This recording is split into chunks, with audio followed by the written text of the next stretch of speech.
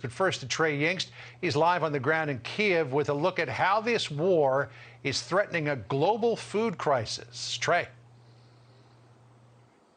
John, good afternoon. It's day 50 of the war in Ukraine, and as Russia continues to attack this country, the humanitarian situation here is deteriorating.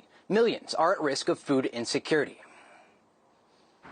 On the outskirts of Kyiv, Dina Novikova waits for lunch. Her husband is cooking onions on an open fire outside of their apartment. 2 days after the war started, we had no heating, no electricity, no gas, she says. The occupiers came and they were eating our supplies. Dina's neighbors, 53-year-old Natalia and 12-year-old Liza, recall life under Russian control and how everyone had to ration what they had left.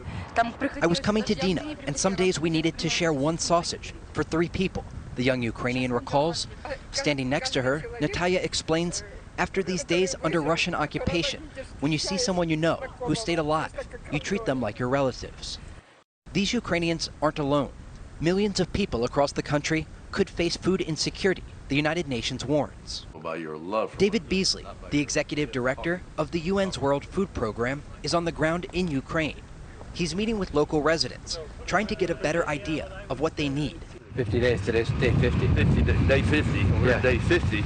We've reached over 1 million people inside Ukraine. While the World Food Program is focused right now on feeding more than 1 million people in the war-torn country, its officials are also working around the clock to keep global aid supply lines running. The organization buys 880,000 tons of wheat and other commodities from Ukraine each year.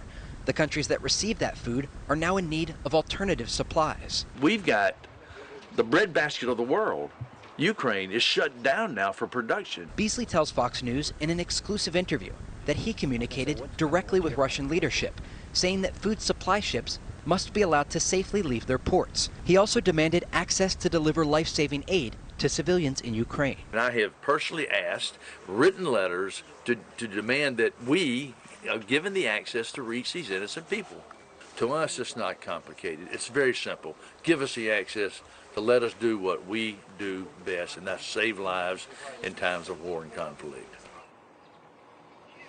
Even if aid is flowing into Ukraine, Beasley says it's not enough. The capital of Kyiv has heard air raid sirens today, and we know there are a number of cities in the eastern and southern parts of Ukraine under attack at this hour.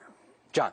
In fact, Trey, let's get back to the touchscreen and we'll focus on the eastern and the southern section. As we understand it, Russian forces are regrouping here in Belgorod and Velyky, just across the border from Ukraine, for a push that will take it down from Izium down through Kramatorsk, which is, of course, where that attack was on the rail station, to link up in Donetsk and try to cut off all of the Ukrainian forces who are here in this area. And then, of course, they're trying to get control of Mariupol, as they have been now for weeks. And when we go to a satellite image of Mariupol, most of this is under Russian control. There's a couple of little pockets here that still are claimed to be under Ukrainian control up through the center of the city here, and the river which runs in through this area. What are you hearing about what's happening in Mariupol in terms of how the Ukrainian forces are trying to reconstitute themselves and get supplies in?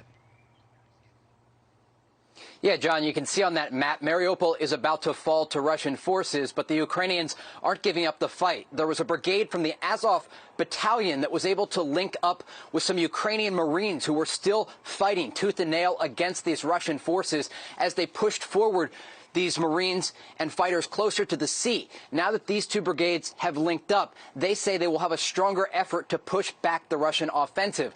But it's not just Mariupol. In Luhansk and Donetsk, these key eastern regions, the Russians have made very clear they are trying to cut off the Donbas region from the rest of Ukraine. And Russian President Vladimir Putin, every sign so far indicates he is willing to put a lot of firepower, even reconstituting forces that were previously around Kyiv, to this eastern section of the country. John. Yeah, the big battle is about to begin. We're just not sure exactly when they're going to launch again from Belgorod and Velyky here and bring all of those forces down and then try to move some up from the south toward the north and cut that all off. But that's something that we'll be watching in the days and weeks ahead. Trey, good to see you back in Kyiv, my friend. Thank you for the report. Jillian?